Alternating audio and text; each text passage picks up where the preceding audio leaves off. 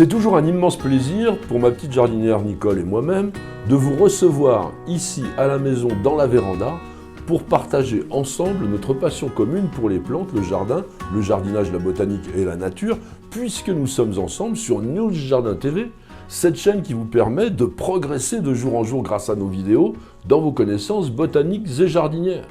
Et comme j'évoquais ma petite jardinière Nicole, je vous signale que c'est elle qui est à l'origine de tout ce décor un peu tropical, fleuri autour de moi, un décor qui évoluera bien entendu au fil des saisons avant que nous nous retrouvions de nouveau dans le jardin au printemps. Et ce soir, nous avons l'immense plaisir de vous recevoir pour le numéro 443 de notre émission journalière Le Quotidien du Jardin, une émission qui est faite par vous, avec vous, grâce à vous, pour vous, puisqu'elle consiste à ce que je réponde tous les jours, tous les soirs, à l'une de vos très nombreuses questions et continuez bien sûr à nous alimenter, poser tout ce que vous avez envie de connaître. Et c'est avec Nicole que nous sélectionnons ces questions, nous les regardons toutes, nous répondons à la plupart d'entre vous. Et ce soir, nous avons retenu celle de Patou2576 qui nous dit « Séduite par ses fleurs bleues et son toucher soyeux, je viens d'acheter un Tibouchina dans ma jardinerie. Pourriez-vous tout nous dire sur cette plante que je n'avais jamais vue jusque-là » Tibouchina est un genre d'arbustes et d'arbrisseaux tropicaux qui a été créé en 1775 par le botaniste français Jean-Baptiste Christophe Fusé-Aublet. Et dans son superbe et rare ouvrage « Histoire des plantes de la Guyane française », il a utilisé le nom que certaines tribus guyanaises donnaient à Tibouchina aspera, plante qu'ils utilisaient en fumigation pour combattre la toux. Et tous les Tibouchinas sont originaires d'Amérique tropicale et des Caraïbes. Le genre Tibouchina appartient à la famille des Mélastomataceae, qui a été créée, eh oui, par Antoine Laurent de Jussieu en 1789, une famille qui compte 476 genres et 6348 espèces validées par la nomenclature botanique internationale. Une famille dans laquelle on va trouver aussi le genre Miconia. Il y a 1938 espèces de cette plante, dont l'espèce Miconia calvescens est surnommée le cancer-vert et considérée comme l'une des pires espèces de peste végétale qui existent au monde et notamment à La Réunion. Et puis vous avez aussi une superbe plante d'intérieur qui s'appelle Medinilla magnifica et à laquelle News Jardin TV a consacré une vidéo que vous pourrez retrouver sans problème sur notre chaîne. Mais comme vous le savez, la botanique est facétieuse, ou du moins de plus en plus complexe, et des travaux en matière de phylogénétique moléculaire réalisés à partir de 2013 ont abouti en 2019 à l'éclatement en 4 du genre Tibouchina. Et après avoir réuni environ 470 taxons dans la seconde moitié du 19e siècle, il ne compte plus aujourd'hui que 51 espèces valides et 35 synonymes. Les autres ont été déplacés dans les genres Pleroma, où il y a 175 espèces, Caetogastra, où il y a 123 espèces, et Andecentus, qui compte seulement 9 espèces. Et puis, certaines autres ont été tout simplement considérées comme invalides. La plante couramment commercialisée sous le nom Tibouchina urvilleana, qui lui a été attribué en 1885 par le botaniste belge Alfred Cognot, a désormais pour nom valide Pleroma urvilleanum, qui lui avait été donné initialement en 1835 par le botaniste suisse Augustin Pyram de Candolle.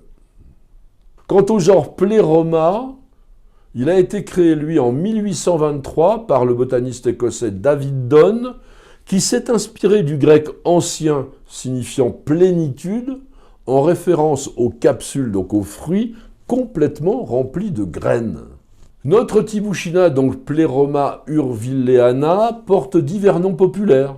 On l'appelle buisson glorieux, fleur araignée, fleur princesse, griffe du diable, lasiandra, plante araignée, tibone d'Urville ou tibouchine d'Urville.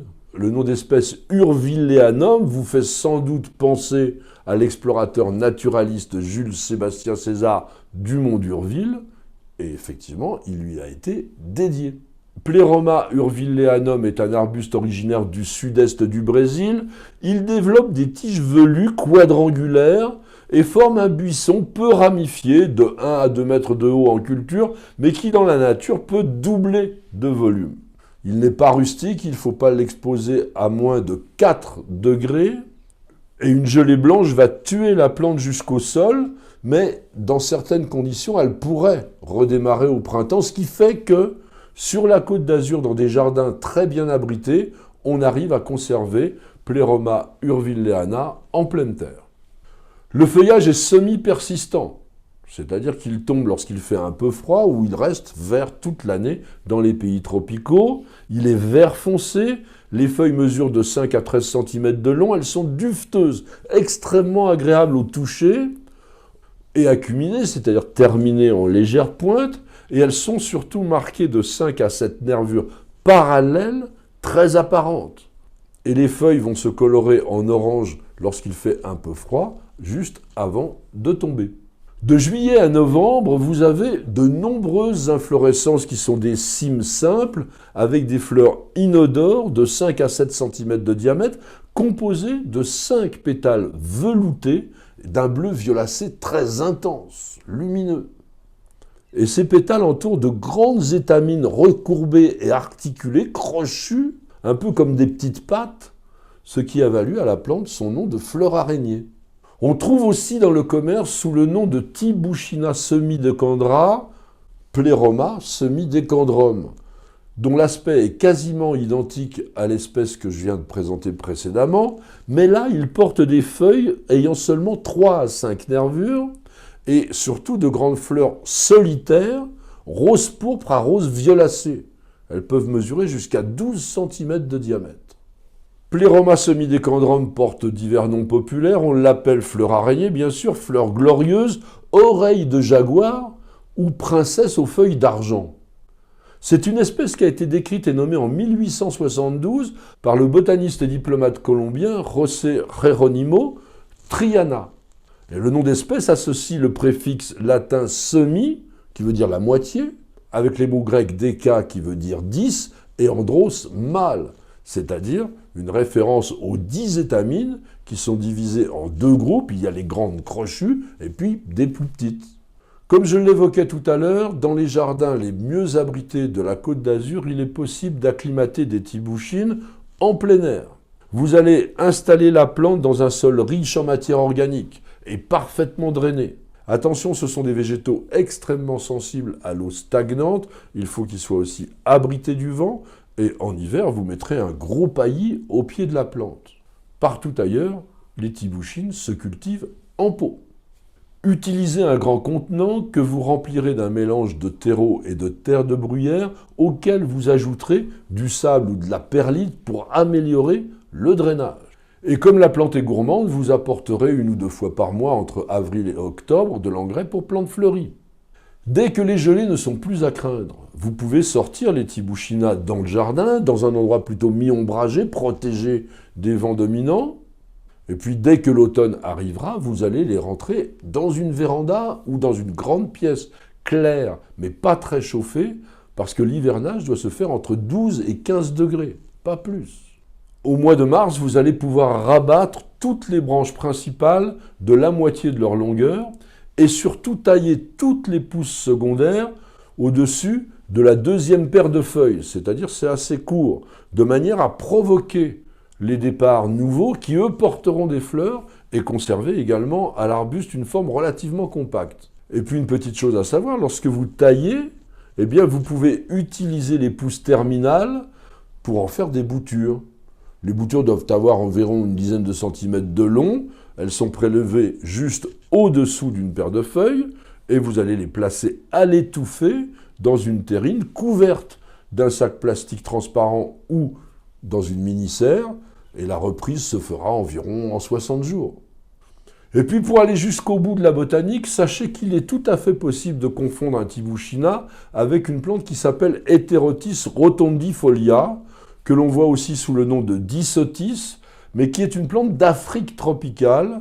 Les fleurs sont roses, elles ressemblent beaucoup à celles des tibouchines et on les appelle également les fleurs araignées.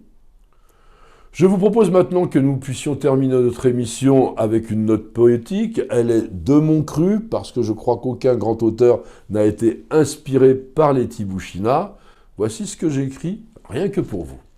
Doux, velouté, buisson glorieux, princesse des fleurs, se nomme dans sa Guyane natale Tibouchina. De savantes études ont changé les valeurs, et voici Pléroma porté au nirvana.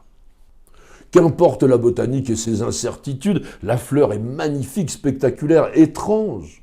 Son profond bleu-violet inspire la plénitude, altéré de griffes menaçantes qui dérangent. Merci à tous et à chacun de nous avoir suivis. J'espère que vous avez passé un bon moment en notre compagnie, que vous avez découvert une plante qui vous aura intéressé. En tous les cas, elle est magnifique. Tentez l'expérience, pourquoi pas, vous la réussirez sans doute. En tous les cas, merci beaucoup d'avoir posé la question. Elle nous a permis, une fois encore, de progresser dans la constitution de notre fameuse encyclopédie des plantes et du jardin en vidéo. Madame, monsieur, je vous souhaite de passer une excellente soirée et je vous donne rendez-vous dès demain pour de nouvelles aventures jardinières et bien sûr, pour un nouveau numéro de notre émission journalière, Le Quotidien du Jardin, Session du Jardin TV et nulle part ailleurs.